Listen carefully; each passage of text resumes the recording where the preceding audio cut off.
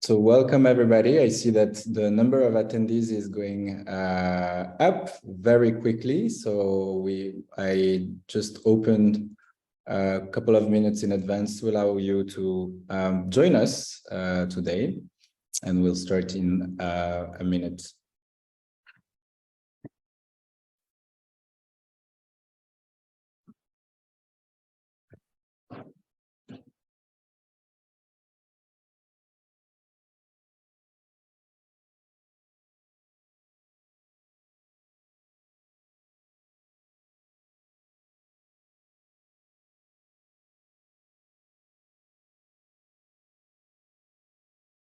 Okay, well, we have already a lot of people, so welcome to everybody. We are going to start this masterclass. So welcome to all of you to Use Connect Masterclass on Transparency. My name is Alexandre Vagenheim. I'm VP of Global Legal Data.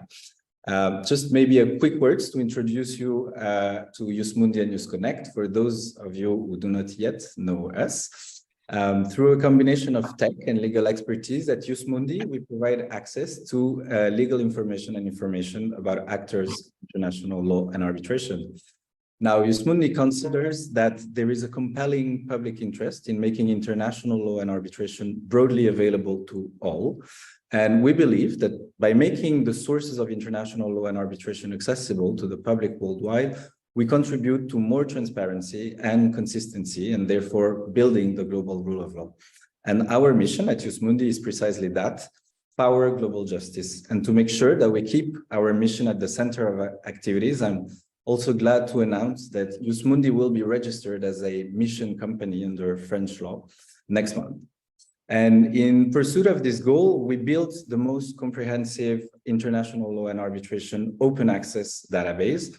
We believe that our policy strives to strike the balance between our mission and privacy interests of individuals and organizations that might occasionally compete with each other. How? Well, Jusmundi collects non-confidential documents, international courts, arbitral decision, awards, domestic court decision, party submission, etc., as well as information about cases, such as procedural details about cases, tribunals composition, etc. And we are a pioneer in collecting and making accessible, notably commercial arbitration awards and other documents that have become public or were not easily accessible before. Also, Jusmundi provides its technical expertise to arbitral institutions and international courts worldwide willing to increase the availability of their awards, decision, and other case information. And since the first institution entrusted us, namely when the ICC took the bold decision to proceed as a default rule with the systematic publication of ICC awards, Jusmundi now publishes arbitration materials from more than 30 institutions and associations worldwide. And together, Jusmundi and arbitral institutions around the world contribute to improving the quality of institutional arbitration and enhance and strengthen the legitimacy of arbitration in general. But that's one part of what we do at Jusmundi, which is the search for legal materials and making them accessible. But we also, with Use Connect, wanted to make the search for professional also easily accessible. And I'll give the floor to my colleague Anne, who is head of Use Connect, that will introduce you Use Connect's mission in that respect. Thank you very much, Alexandre, for the very kind intro. So hello, everyone, again. I'm Han, and I'm head of Use Connect. And before going into the mission and what we do in Use Connect, I would also like to welcome our standout panel, Alexis, Chiann, Kevin, and Nadia.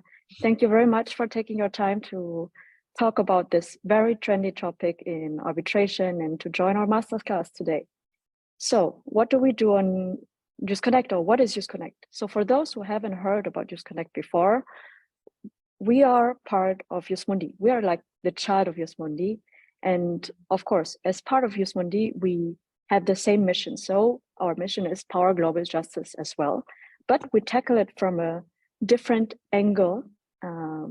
So Jusmundi provides access to legal documents. What we do is we make professional accessible. And why do we think it's important to make professionals accessible to power global justice? Well, that's pretty easy because like arbitration is not just about documents, but also about people. And I would even say it's mainly about the people, because it's you guys here who practice every day to defend the global rule of law with your work. And the possibility to share data in arbitration allowed us to build one of the most inclusive and diverse and data-backed platform to access legal professionals worldwide. And our platform is inclusive because, first of all, you don't need to pay or do any submissions to have a profile in our network. Because we are auto-generating all these profiles from law firms, expert firms, arbitrators, lawyers, and institutions by extracting the metadata of the awards and documents that we have on our JustMundi platform. So that means whenever your name appears in one of the documents or award, we auto-generate your profile and fuel it with the relevant data that we can extract from the documents, such as the industry, applicable law, if the case is pending or not, for instance. And thanks to this shift of data sharing and transparency in arbitration, we are able to give our users access to over more than 60,000 practitioner profiles globally. And which means we provide you access beyond your network. So not being able to appoint a diverse panel because you don't know any female person is not an excuse anymore. I mean, you can just apply our filters and then you will have like a lot of female professionals with a relevant experience for your case. But this is not the only way to build a profile, to build your profile on JustConnect. So you can also build your profile by sharing non-confidential cases of any case.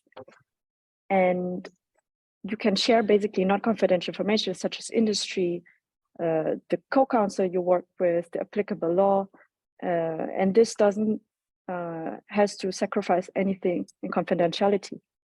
And because we want to assure the quality of the information that is on our profile, because since before everything was data backed, we want to keep it still like reliable for the users to browse through the profiles and to make a decision to appoint this person or not. We in addition to sharing the data, we validate the existence of the case and the correctness of the information that has been shared with us, with other participants in that case that the person has shared with us. And this is a good way, and I think a pretty important way for young practitioners to build their profiles, because most of the time they participate in an arbitration case, but they are not mentioned in the final awards. So this is, with this method, they are able to add this case to their profile in a very, very reliable way. And our community has added so far more than 700 cases through this method. And one of the purpose of this masterclass is to give you a kind of feeling, what can be understood under non-confidential data, what can you share without sacrificing confidentiality. And I'm happy that we will probably hear today one or two experience of our panelists on adding cases with this method. And well, with this, I'm handing over back the floor to our panelists and Alexandre. Thank you very much. Enjoy the session.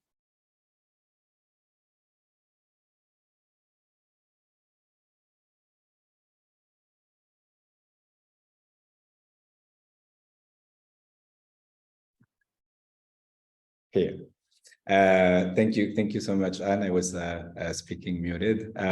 So I was saying that a masterclass cannot be done without masters, and as much as I would love to think that the 300 registration and the more than 100 attendees now came for me, they mostly came for our 5-star panel today, which I'm really honored to introduce. And so first up, we have from Brazil, Nadia de Araujo, who acts as counsel and arbitrator in domestic, international, commercial arbitration and conducts international litigation in Brazil and abroad. She's engaged as an appointed expert on Brazilian law in proceedings before foreign courts and arbitral tribunal. She's a member of the Permanent Review Court of the Mercosur, a member of the Brazilian National Group of the PCA, seminal authors of many books on private international law in Brazil, and has been professor at Pontifical Catholic University of Rio de Janeiro since 1985. Her academic work are regularly used as a source of authority and quoted in numerous courts' decisions. We are very happy to have you, Nadia. Live from Singapore, we have Chiann Bao. Chiann is an independent arbitrator with arbitration chambers based in Singapore. She has been appointed in numerous ad hoc and institutional arbitration. She served as vice president of the ICC Court of Arbitration and is the current senior vice chair of the IBA Arbitration Committee.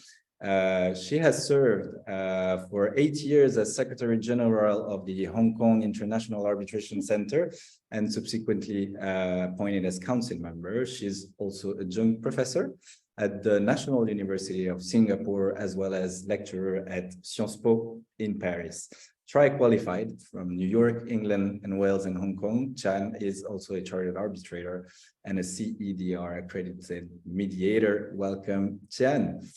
Representing institution, today we have Kevin Nash, who is the current registrar of the Singapore International Arbitration Center. Kevin leads the SIAC Secretariat in the provision of case management services. And over the course of the past decade, Kevin has overseen the administration of thousands of international cases under all versions of the SIAC rules and the UNCITRAL arbitration rules.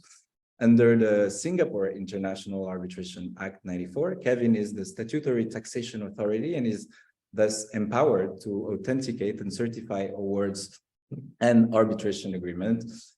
Kevin is, of course, also very active and represents SIAC during UNCITRAL Working Group 2 and 3 on dispute settlement and ASDS, and frequently speaks, lectures, and conduct training on contemporary issues in arbitration. And from our hometown of Paris, Alexis Mourre, founding partner of Mourre, Gutierrez, Quesa Arbitration. He has served as council president, co-arbitrator, sole arbitrator, expert in more than 270 international arbitration, both ad hoc or before most of the institution. Alexis is the immediate past president of the ICC International Court of Arbitration, where he has served for 12 years. Alexis has formerly also chaired the IBA, co-chaired the IBA Arbitration Committee, was an LCIA court member and a council member for the Milan International Chamber of Arbitration. He's the founder and former editor-in-chief of Les Cahiers de l'Arbitrage, the Paris Journal of International Arbitration, a leading publication in the field. So welcome to the four of you. No need to say that we have here a very qualified and competent person. We've divided this masterclass in 4 sections. So we have four speakers. Each speaker will lead the discussion in each of these sections. The first section will address how does transparency in commercial arbitration do benefit the greater good. The second section will raise the issue and most of the objection on this topic, at least in commercial arbitration, relating to the balance that needs to be found between confidentiality and the public access to the proceedings. We'll then move to what kind of case information and to more on a practical standpoint can be disclosed. What are the experience from our panelists on making disclosures of such information, and we'll conclude with from the experience of SIAC to what kind of discussion are going around now from the institutional perspective on the topic of transparency. Now, without further ado, let's start with you, Alexis, and our first section. Obviously, you've been writing extensively on the publication of the award. You've been leading the ICC towards a shift into its policy for the systematic publication of award. But of course, this is part of a more general debate, and I think the easy question for you to start is, how does actually transparency benefit the greater good in commercial arbitration? Well, Alexandre, thank you for inviting me today. We've been talking about transparency now for many, many years. And one thing that strikes me is that international arbitration still lives in a pervasive culture of secrecy. That's in part due to the fact that it's often perceived as a contractual instrument, but also due to the fact that it's a world of insiders where there's a lot of consanguinity, perhaps. But there is still quite a general reluctance in the world of arbitration to confront arbitration to the eyes of the society. And there are two, to introduce the topic, I would say that there are two misconceived ideas that are still very strong. The first is that secrecy or non-confidentiality should be the norm, and whatever is done in terms of transparency or making data or information public should be justified. There should be a reason for it. It should be justified, because otherwise, whatever is not justified in terms of transparency should remain secret. And I think it should be the other way around. We talk about justice. As we know, for example, the European Court of Human Rights has paved the way since many decades now in saying that transparency and publicity is a fundamental tenet of fair justice. So I think we should completely reverse the idea. We should have a Copernican revolution and say that transparency should be the principle. And if there is to be confidentiality or secrecy, there should be a reason for it, not the other way around. And the other idea, which is, I think, quite misconceived, is the idea that users and parties and companies go to arbitration because of confidentiality. That confidentiality is the main advantage of arbitration. I don't think that's true. If companies and parties want to have confidentiality, they can sign, they can agree on confidentiality clauses. That's very easy. And in fact, many parties in arbitration do that. But I think that arbitration has many other advantages, in particular the quality of the process, the specialization of arbitrators, the complexity of disputes, not confidentiality. I don't think that it can be said that parties go to arbitration because of that. Now, why is transparency for the common good? I would say four things very quickly. The first is good governance from the institutional perspective, and of course that's something that's very dear to my heart, as well as to Kevin's, I'm sure, because he is and I've been in an institution. I think that for an institution to be properly governed, there needs to be transparency. Any arbitral institution needs to be as a house of glass, if I could say so. There is nothing to hide, and the public from the outside should be able to see whatever goes on inside. That's the first thing. And I think that as soon as this principle is not complied with, as soon as there is no transparency, as soon as the way in which members of the board, of governing bodies, or courts are nominated is not clear and transparent, as soon as the rules governing institutions are not made transparent, then there is the ground for bad governance, and therefore for institution to take the wrong course. So that's the first thing is this good institutional governance. The second thing is integrity of the arbitration, and here we talk about conflicts of interest primarily. Transparency enhances more data, more information, and therefore more ability for parties to check that the arbitrators that have been appointed or that are to be appointed are free of conflicts. So whatever institutions do in terms of publishing the names of the members of tribunals, in terms of publishing the reasons for challenges, is good. And whatever is done to enhance the completeness of disclosures, there is this debate now about the subjective versus the objective standard for disclosures, also goes not, of course, it's not directly the subject of transparency, but it's part of it.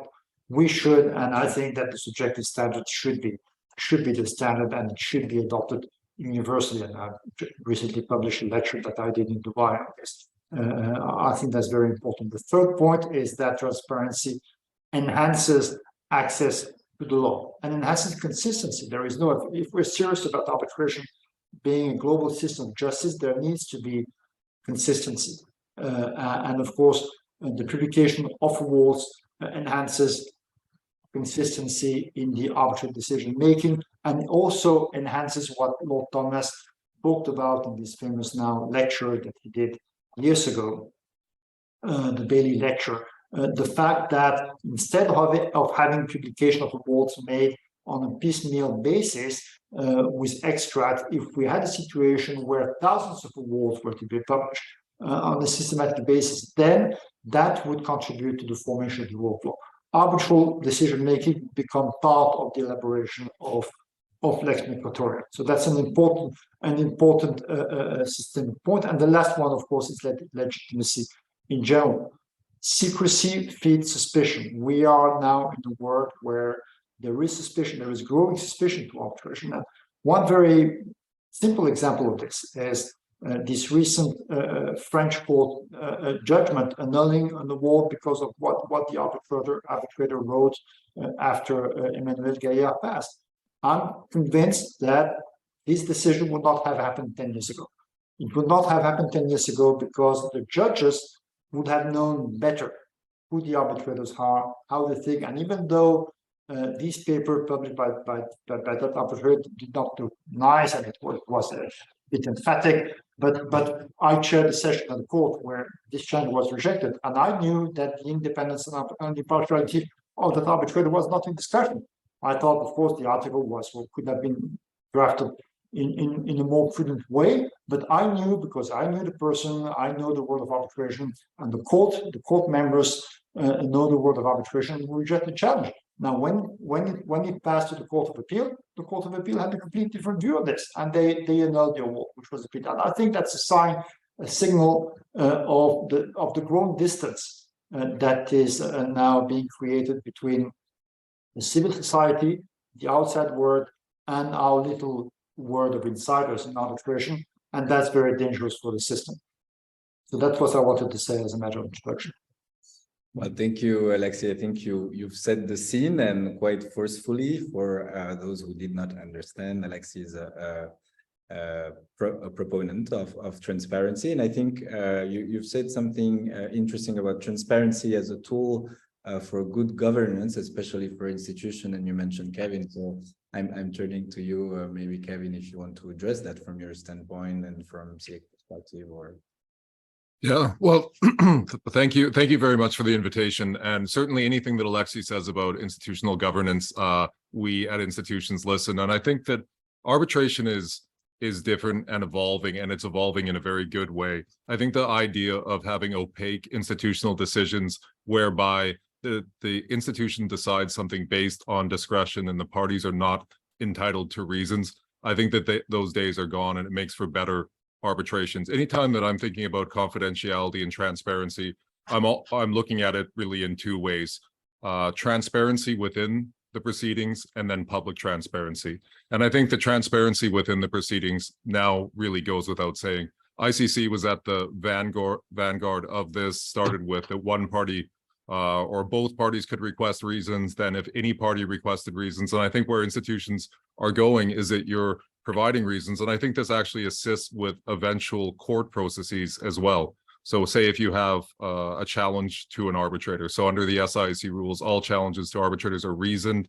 That can then go to the Singapore courts within 30 days. It's de novo, but I think that as an institution that you want to show the rationale for your decision. I think that the legitimacy of an institution in terms of the term house of glass that Alexis has used, I think that this is critically important. And parties in 2023, they are different. They demand this from an institution. So however we are doing things before cannot be done that way anymore. And we're really moving to transparency within the proceedings. From an SIC standpoint, the public transparency in terms of publication of redacted awards, procedural decisions, I think that's a different conversation, which is equally important. But in terms of being able to have transparent governance, critically important to the legitimacy of an institution.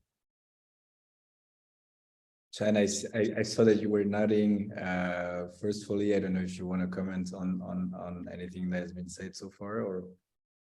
I generally nod forcefully when Alexis or Kevin have anything to say, so you'll see me regularly nodding forcefully in that regard. One of the things that really struck me in relation to what Alexis had to say was our little world of arbitration. Our little world of arbitration is not so little anymore. And in fact, that is the beauty of where we stand today in 2023.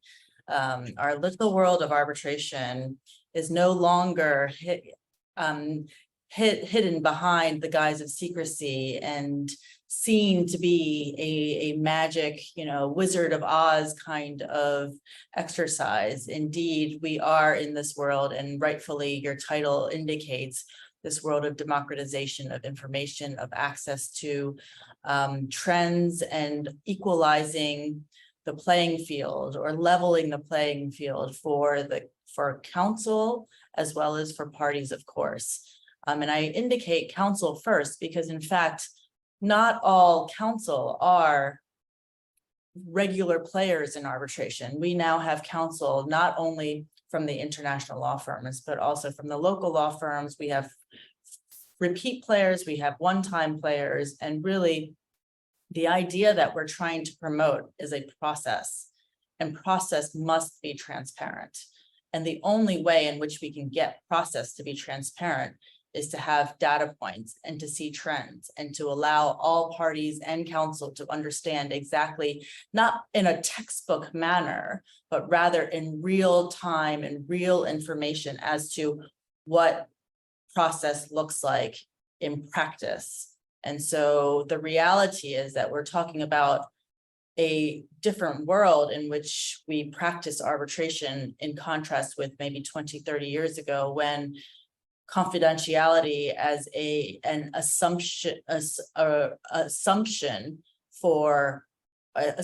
attribute for arbitration existed.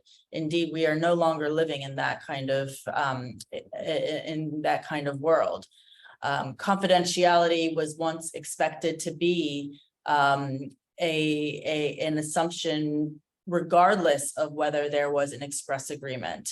And of course, national legislation and arbitration rules had expected that this would be part of the system. And some national legislation actually statutory legislated for such. However, in this lack of thought in terms of what we're talking, why we have per se confidentiality, we have foregone the point that, in fact, what we're trying to achieve is true legitimacy of the system. And in fact, as a result of the UNCITRAL working group on increasing in transparency for investor state arbitration, now that conversation has merged into commercial arbitration as well. And indeed, we are seeing a much broader conversation on the need for transparency, and indeed as accordingly in legitimacy for the system. And so this lack of prescriptive expectation of confidentiality leaves per se confidentiality in arbitration open to challenge. And one of the things that we want to look at more carefully is indeed what is the benefit of public access or transparency. And let's break this down. I mean, we look at the original purpose of confidentiality in the first instance. And indeed, it was certainly to increase the, to ensure that certain types of information would not be made confidential. And certainly in the area of intellectual property and other types of arbitration. But however, this information is largely still protected. However, in the world of mandatory obligations for disclosure, disclosures are happening regularly. And in fact, now with social media and the like, we are now seeing confidentiality being technically breached at every possible instance. And so what we look at in terms of why we're doing and engaging in confidentiality countered with the benefits of public access to public proceedings, we in fact see that in modern day arbitration, the demand for democratization and improved transparency far outweighs the need for blanket rules of confidentiality. And one of the things that I think Jus Mundi has done very well, and in fact is setting the trend and setting the pace for, is big data. We have heard from institutions as far back as the as AAA with Bill Slate many years ago, envisioning this concept of big data and setting trends. And now we are seeing this in real time with technology really being able to master the idea of defining trends in seats, nationality of parties, types of arbitrators, types of arbitrators being appointed, etc. And this increases obviously diversity, improved arbitration seats, better understanding as to the players in the market. And of course, Alexis mentioned the precedence and predictability of the system as well. On top of that, what we see are also improvements to the process. The process and procedure, as I indicated earlier, is part and parcel of what we're trying to achieve in modern day arbitration. And so with more data, we understand better as to how often challenges succeed, how often requests for arbitration or requests for bifurcation is granted, security for costs, all of these applications that are oftentimes made now, we can have a better understanding as to what the success rates of these types of applications are. I also wanted to mention one of the more recent articles that has been published by Jus Mundi, and that is an article written by Professor Krina Baltag in relation to the recoverability of in-house counsel costs. Now, cost is something that we regularly talk about in criticizing arbitration, but in fact, with more transparency of the system, we better understand where the costs wastage is and how tribunals make decisions on costs. And without the information that we have access to, Professor Baltag had access to 276 non-confidential ICC arbitration awards, which she studied and ultimately allowed for better understanding as to what kind of costs, in-house counsel costs are actually granted by tribunals. And this kind of information, I think, is important for in-house counsel to better understand where their claims are and how successful their claims might be. And the final point I want to leave you with is, of course, with the modern day access to, or the modern day progress of technology, with the advent of ChatGPT, we are seeing now increased amount of information being processed through AI. And these types of data points and these types of trends will, in process in particular, will inevitably allow for a more efficient process by the use of AI in the arbitration process.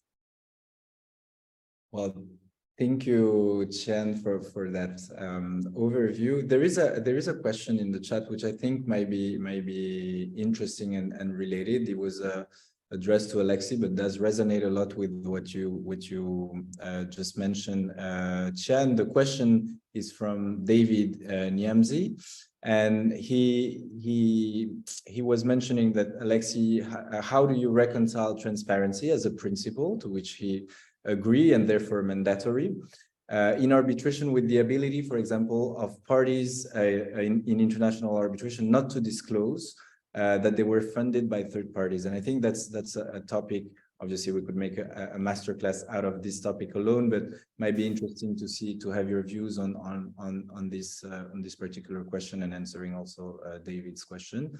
And before giving you the floor, let me remind you to all our participants online, please feel free to ask as many questions to our expert today, and we will have some time at the end of the session to reply to your queries. Don't be shy and take advantage of our panel. Alexis and Chiann and whoever wants to maybe answer to David and comments maybe on Chiann's overview on the confidentiality argument that was raised and how it is actually transformed through the availability of data today.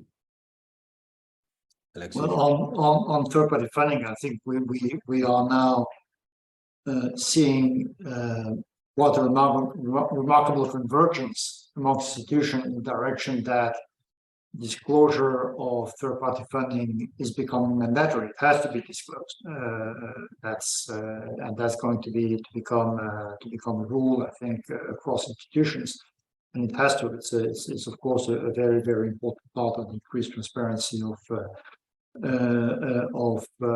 confidence disclosure that are made by arbitrators. But of course, if that information is not made available by the parties, arbitrators are in no position to make disclosure. So the short answer to this is that I don't think that there should be an ability of the parties to not to disclose third-party funding. There should be disclosure of third-party funding.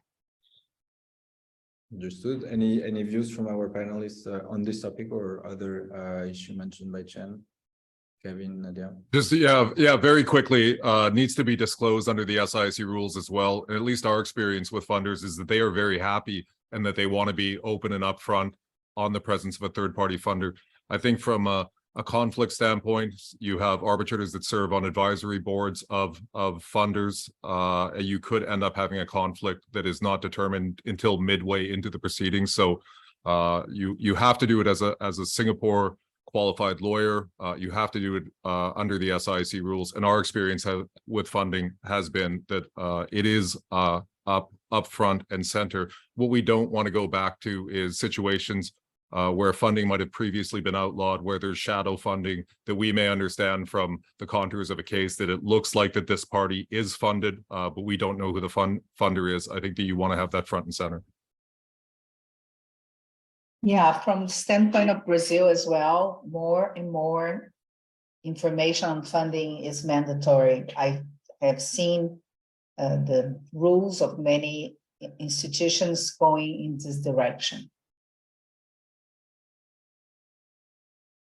Thank you, Nadia. I think staying with you, we can perhaps move on a more practical aspect of this masterclass. And again, at Use Connect, as Anne explained earlier in her introduction, user can complete their case history through the arbitration practitioner, being arbitrator, counsel, or experts. They can actually complete their case history. How does it work? Mundi collect on confidential information, type of case, industry sector, applicable law, etc. But the case and the user wants to add, and we do not collect party's name or case documents, etc. if they are confidential, of course. And once that information has been submitted, we confirm the details provided with other participants in the arbitration. And after the case has been verified, we add cases to our platform, and it appears on the list, on the profile list. And obviously, this way we guarantee that the data remains factual and accurate and validated. So obviously, we've seen and we've heard already from Alexis and from Chiann about the liberalization that there is out there on the information that are available. And we know you've been using and encountering, so it would be great to have your experience on tips, do's and don'ts, perhaps on sharing data on your current practice. Well, thank you, Alexander. And first of all, it's a pleasure to be in this masterclass with Alexis, Chiann, Kevin, and Han. And as Han said, you can build your own profile, and I did just that, and it's not easy. It's a lot of work, and you have to master an Excel type of platform because you need to have all your information available, which as an arbitrator, I'm very careful with that. But my point is that because we cannot, we have to go back to each institution that we work with as an arbitrator to know exactly what kind of information we can disclose, and it's not much. I think we should make a difference between disclosing the arbitral award, guaranteeing redacted that the parties are not seen, and this enhance transparency. As said Alexis, the secret is no longer a possibility, and this helps to build lex mercatoria on several issues that are dealt with by arbitrators, but a different thing is the conflict check, the need to know where the arbitrators are, what kind of tribunals they have. And I believe we should move towards consent of the parties to divulge their names, to disclose their names. Not that this has nothing to do with the submissions, with the award, but to have a database that you will know which arbitrator served with each party. And if in the terms of reference, you have a specific rule to allow that once the parties consent, I think it would do a greater good for the arbitration community to be able to go to JustConnect and know which arbitrators have interacted with specific parties. And this is so in Brazil, because in Brazil, we have a difference between commercial arbitration and arbitration with public entities. And most public entities must disclose everything. And for example, we have here the state of Rio de Janeiro, which might be a party to an arbitration, and they have a specific rules, with rules on confidentiality, and everything must be disclosed.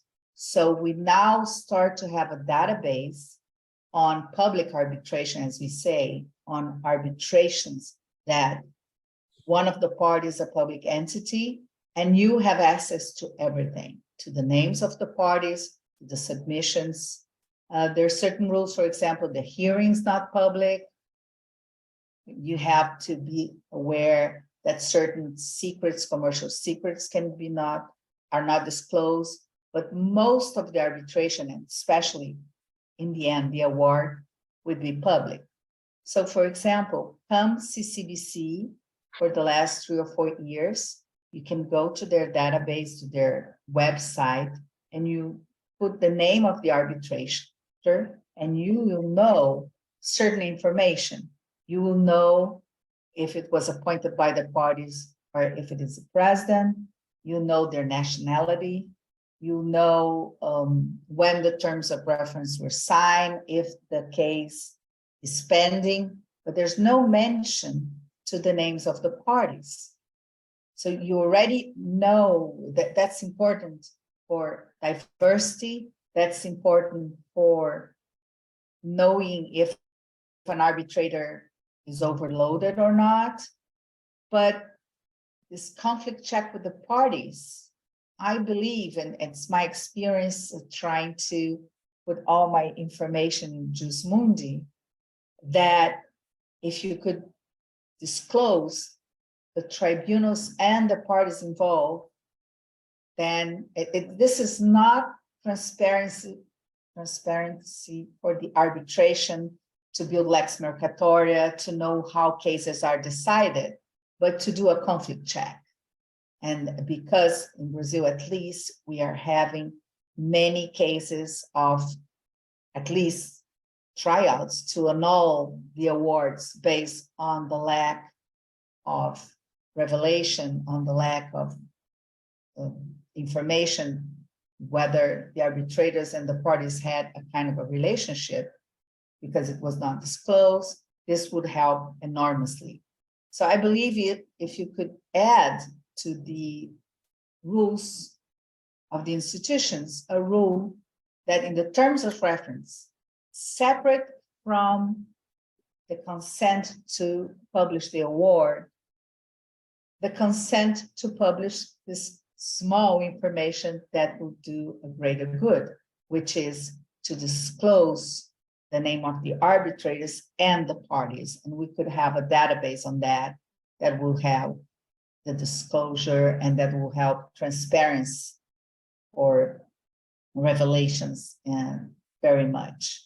So because we have this experience with public institution, with arbitration with public institution, I believe this is the next step. As Alex Mourre said, the parties today, they don't care if you know they are in an arbitration. I don't think that's so important as before. There was total secrecy.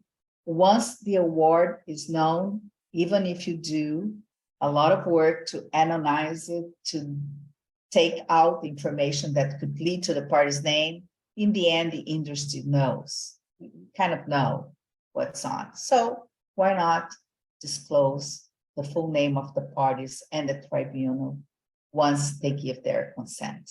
So that's my tips on the user end of the platform.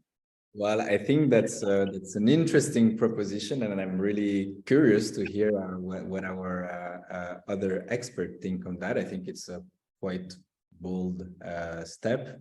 What we do, obviously, at JustMundi and JustConnect, whenever an award becomes public with the name of the parties, we do publish it as such. Whenever we are working with an institution, the institution requests the parties their consent or not on the publication of their name or the award, or and which part they want to be redacted, and we abide by the partnership that we have. So there are different rules on that, but I would be interesting to hear. Maybe Kevin, obviously, you are from the institution side today. So what would you say to Nadia's demand for publication of parties' identity?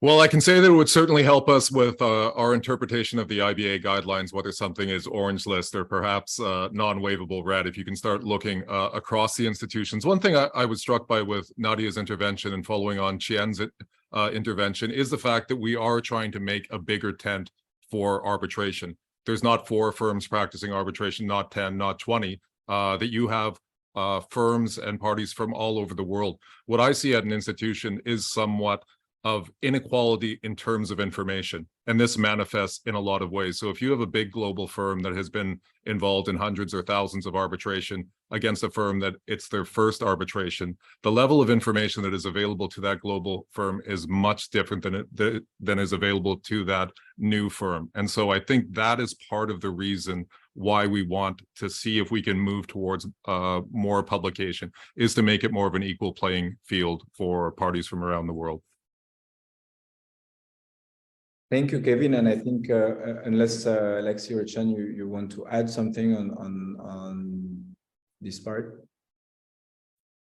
otherwise we can, yeah, Chiann. I think just one minor comment in relation to Nadia's intervention, which I think is the way in which we would ensure that there is as much information as possible. One of the issues, one of the concerns, I think, with the way in which we collect data is that if you have some information here, some information there, and then not consistent information, or not all parties are agreeing, then the kind of information that you ultimately have to set trends may not be a full picture as to what the reality is of the entirety of the landscape of arbitration. And so it would be helpful, I think, to have better consistency. And so Nadia's point about, ensuring that we get all the information, I think is one way in which to deal with that. Yes, I just want to add that I believe there are separate consents. The consent to the publication of the arbitral award and the consent to the publication of the names of the parties. So I think it's important to break this down so the parties know exactly what they are disclosing. But again, on this, if I may, because I see on the chat there's a question of Rudy Rivera saying for some companies, privacy is the most important issue. The entity will never agree to disclosure. Now, I take this, but then sign a confidentiality clause. If there's no confidentiality clause, why should it be confidential? And the question of the parties is one question. The question of the arbitrator is another question. I understand the parties may have a legitimate interest in keeping some information confidential. In that case, they can agree to it. Arbitrators have no legitimate interest in their awards not being published. None at all. And that's why in the ICC system, when we decide to publish the names of the arbitrators, well, the parties have a say, the arbitrators don't. And I think that's a perfect transition to hear more on the development from an institution that Kevin is here representing the Singapore International Arbitration Center, whose rules from 2016 are currently being revised in a very transparent process. Everywhere I meet with Kevin, they're always open to feedback on their revision, and I think it's a great way to have the community participating in such an endeavor. So very happy to hear what kind of discussion relating to transparency you've been having, Kevin, at SIAC during the revision process.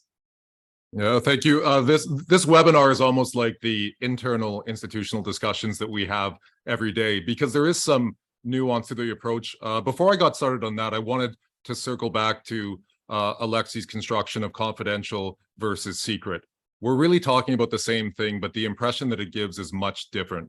When you start calling things secret instead of one of the fundamental tenets of arbitration, it seems like something that's like a secret bank account. So I think that it's important that nomenclature matters in terms of how we're perceiving it as an arbitral community. I should also give a nod to ICC in terms of the publication of tribunals, counsel, awards, HKIC with Case Connect Case Digest and Jus Mundi with your publication, which we actually use as an institution, as I was saying in our pre-webinar discussion. So when I'm making appointments in my own capacity or recommending appointments to the president or the vice president, this is information that institutions are using as well.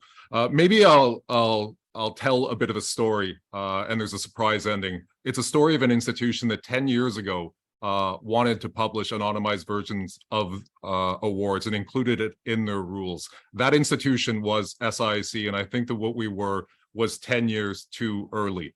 When we released the SIC rules 2013, this provision on transparency was very important to us, but the market wasn't ready yet. The feedback that we got from SIC users is that we are not going to agree to SIC arbitration if we cannot guarantee that it's confidential. So we then had to reverse our position to a certain degree in the 2014 practice note that said that we would consult with the parties. And then in 2016, we made clear that we would require the consent of the parties in order to publish awards. As you might imagine, when you consult with the parties or when you seek agreement after the fact, this can sometimes not be a very productive exercise. Very rarely will you have parties after the fact agreeing to publish awards.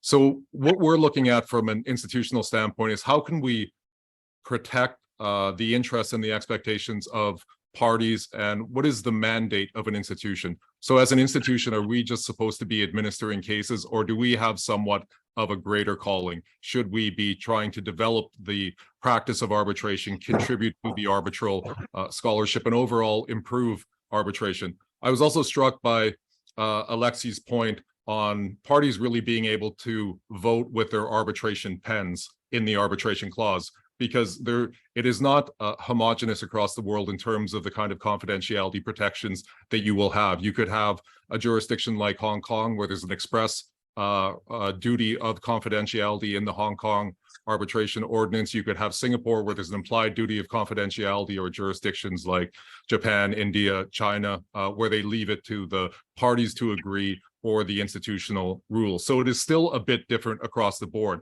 But sometimes when we're discussing this, or I'm thinking to myself about this balance between confidentiality and publication, I start thinking about everyone wanting it with someone else's case.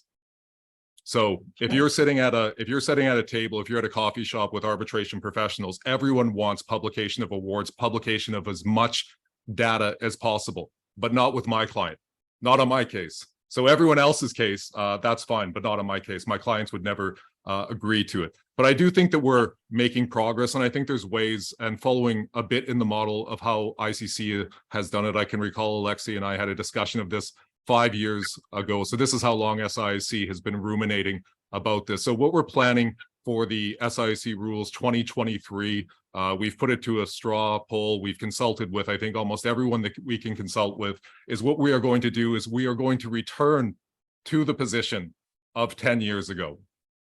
That by agreeing to the SIC rules, you agree that SIC may publish redacted versions of awards. I think that we also want to include procedural decisions. Alexandre, we talked about the publication of decisions on challenges as well. But then it's actually, how do you operate with that ability to publish. And it would be similar to ICC, HKIC. I'm sure we have all administered thousands of cases. Certainly, if a party puts their hand up, this is how we're going to do it at SIC at the outset of the arbitration. If they haven't agreed to anything, what we plan to do is, because this provision exists in the rules, we will say at the outset of the arbitration, we will flag up that rule. If any party wants to opt out of this provision, let us know.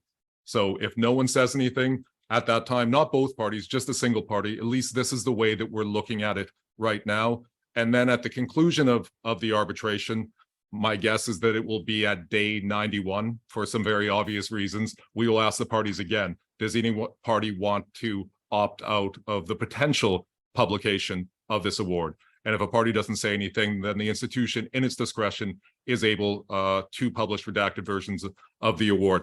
I think it's also important to think about the skill that is applied to these redactions, whether or not the parties are involved in the process or not. I am somewhat skeptical in seeking party agreement on redaction. That seems like that would almost be a trial after the trial, and then you would have extensive litigation on exactly what is going to be redacted from the award. I participated in the publication of the Singapore Arbitral Awards in 2012, where we performed the redaction.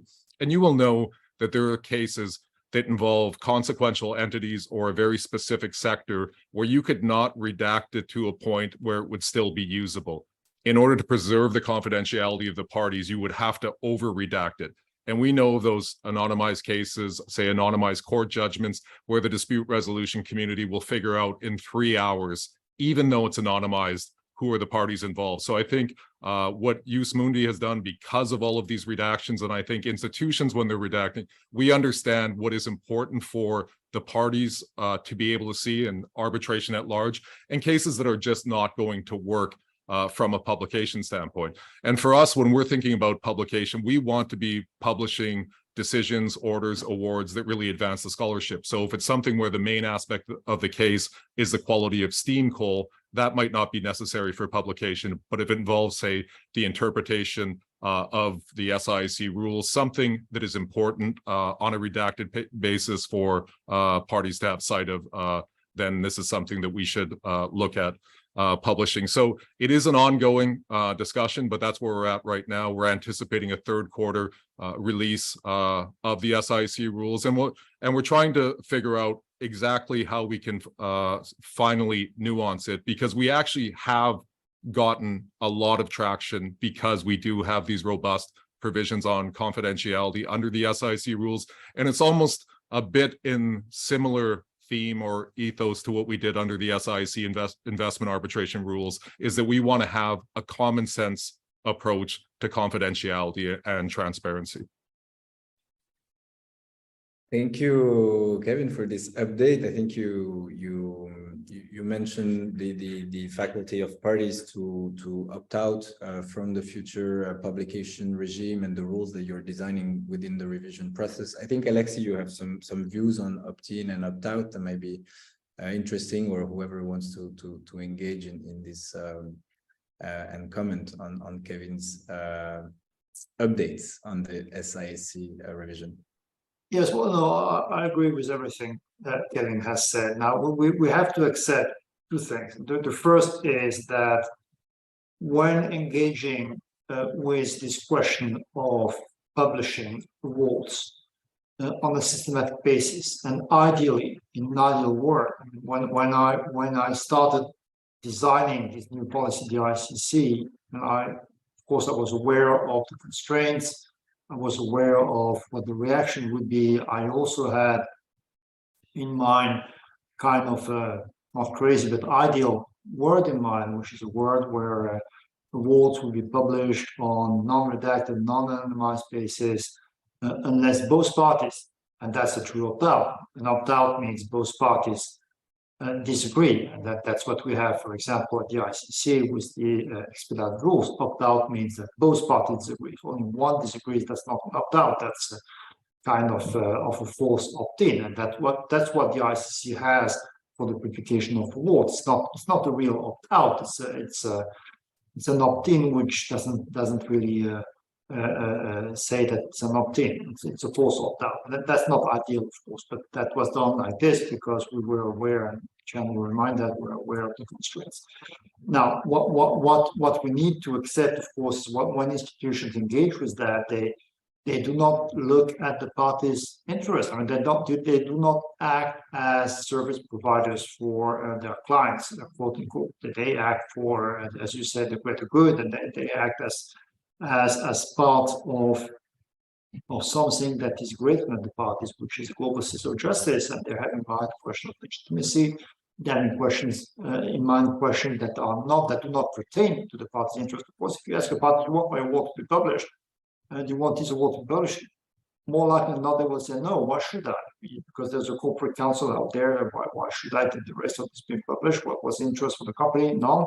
So the answer is no. And in fact, the big disappointment with the ICC policy has been that a very, very little number of awards have been published, 50 plus, I think, when during the relevant period of time, hundreds of awards have been taught at the ICC. Now, that's not a problem from my perspective, because the second thing we need to accept, when you engage into this, you have to realize that you're in for something on the long term.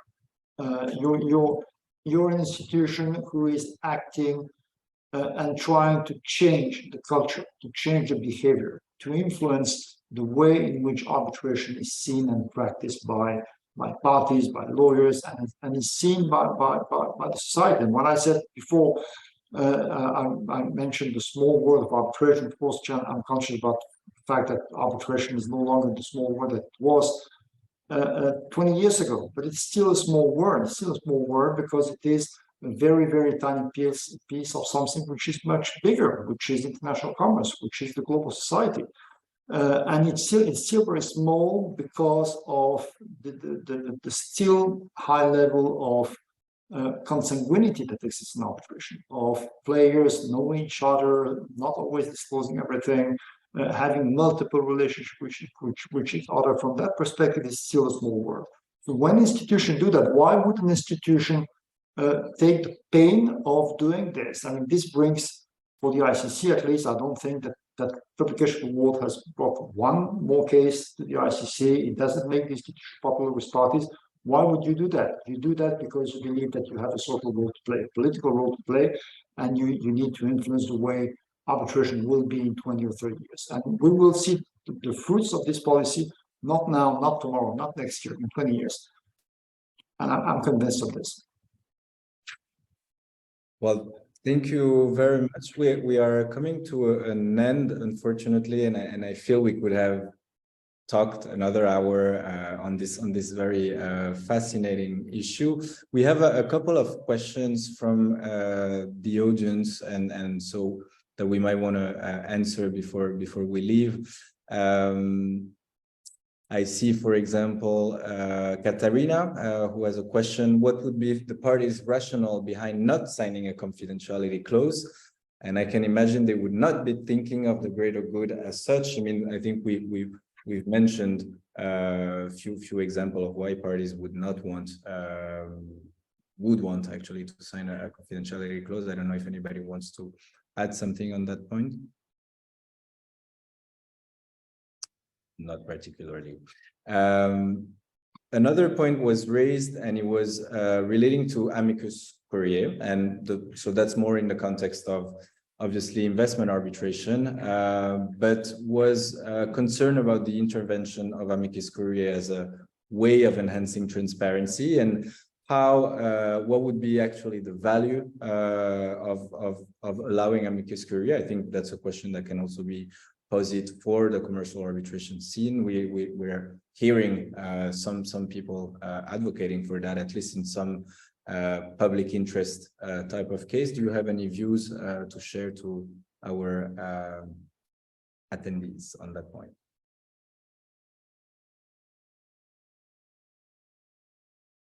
Not much. You know, I was thinking, I was thinking about the question of what are the advantages of not signing a confidentiality clause. And I think that this might actually go to the legitimacy point that Alexis was making, that if you trust your institution to do the right thing with your case and you like the way that the rules are structured, you trust how those awards are going to be redacted. I think that knowing that the not signing a confidentiality clause and the potential publication of redacted awards, I think adds to the legitimacy of the process. If you're binding yourself with confidentiality over and above what the institutional rules are providing, to me, that is slightly augurs against legitimacy. But I think that when we're looking at the nuance of confidentiality and publication, I think in the certain types of cases, without question, if both sides want this to be confidential, they can. So I don't think that applying an across-the-board approach really works in commercial arbitration, that there will be transactions for whatever reason parties want to be confidential. I have seen, I think, every permutation and combination that exists in institutional work with regard to confidentiality. I have seen draft awards submitted by tribunals where parties have decided that this needs to be confidential within the institution. We have to navigate confidentiality in the context of intervention, application for joinder, consolidation across multiple or with different parties across multiple cases. So you deal with these confidential issues all the time within an institution. But I can say, and maybe this is partly due to the fact that SIC does have very strong provisions on confidentiality, I have seen very few supplemented confidentiality agreements within an arbitration clause. These would be a number of handfuls across a large amount of cases. That's very interesting to hear from a statistic point. I think one last question is interesting, and that will conclude our session. And it's from our friend Gabor Jamanovic, who said, "I've learned in my youth that international commercial arbitration has three main selling points, and obviously confidentiality is one of them. And well, time and cost are often not an advantage nowadays. And the question is, if confidentiality is lost, does international commercial arbitration retain any advantage over courts in jurisdiction where courts are otherwise robust and the rule of law applied?" Well, I think, Alexandre, it's a very interesting question, and of course it is. I mean, it can be seen and perceived as an advantage for a party, for a company, not to have certain information about a certain dispute available to the public. The real question to me is not this. The real question to me is looking forward. Until when will that perceived advantage remain legitimate or perceived to be legitimate? Of course, one may say parties have the right to keep information confidential. Fair enough. À droit constant, yes. How long will that remain the case? Is it really legitimate for a party to see arbitration as a way to conceal information that would otherwise become public if it went before a court? I'm not sure. It's true today. I'm not sure it will be true 20 years from now. Nadia, I would like to add that no matter how robust the courts are, they have much less time and expertise than the arbitrators. I would just like to add that. So I think that's the advantage. I'm not worried about confidentiality at all. Yeah, and I would just add to that, I think, but part of the exercise is not so much confidentiality being knocked out of the advantage box for arbitration, but rather if we're looking at continued cross-border disputes and we're looking for neutral arbitrators and a proper forum for these types of disputes that are increasingly specialized too, I think arbitration remains as an important has important advantages set aside from the concept of confidentiality. I would just add very quickly, but with a question, is confidentiality lost if you're properly redacting and publishing anonymized versions of awards? And if you think about it, many of these arbitration awards will end up, well, not many, but some will end up going to court, and it might go to court in jurisdictions where they won't be sealing proceedings as a matter of course. In Singapore, these arbitration judgments tend to be anonymized, but in different jurisdictions, the party names are going to be out there as soon as you go to court anyways. So I'm not sure that confidentiality is lost. I think that confidentiality, depending on the construction of the parties, is maintained, but you're able to see the legal analysis and how the tribunal actually decided this case without knowing the party names, industry, or otherwise. You've just made Jus Mundi's case, Kevin, and this is exactly what we're doing. And I think this you know, usually there is this very colorful opposition being made either in writings, etc. But at least from our standpoint at Jus Mundi and Jus Connect, we believe that, you know, they are coexisting and they can equally be adjusted thanks to the help of technology. I want to thank you, all of you, for being part of this masterclass. We've heard you, Alexis, being the inspirational advocate, advocating for the reversal, having transparency as a principle and as a tool for good governance. We've heard Chiann's realistic approach to the confidentiality objections and the reality of more data being available to understand better and allowing to understand better the arbitration as a whole, and Nadia's practical approach advocating for a further publication of the identity of the name of the parties. And thanks, Kevin, for enlightening us into the more consensual approach that SIAC is trying to find and the balance that you are conducting under the revision of the rules. Thank you so much to the four of you. Thank you, Anne, for presenting Jus Connect. Very happy to have you. Thanks for all the users, and we'll see you to the next masterclass, and we'll continue to get your input to build the Jus Mundi and Jus Connect to make it useful to the arbitration community. Thanks a lot to everybody, and see you next time. Thank you. Bye. Thank you.